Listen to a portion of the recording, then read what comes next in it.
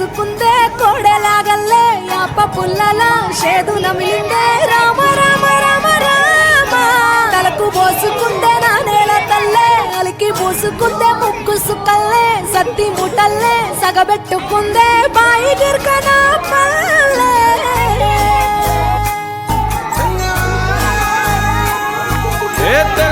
తెల్లని పాలధారలల్ల పల్లె తెల్లారుతుంటదిరా గుళ్ళోని గంటలు కాడెట్ల మెడలోన జంటగా మోగుతూ ఉంటాయిరా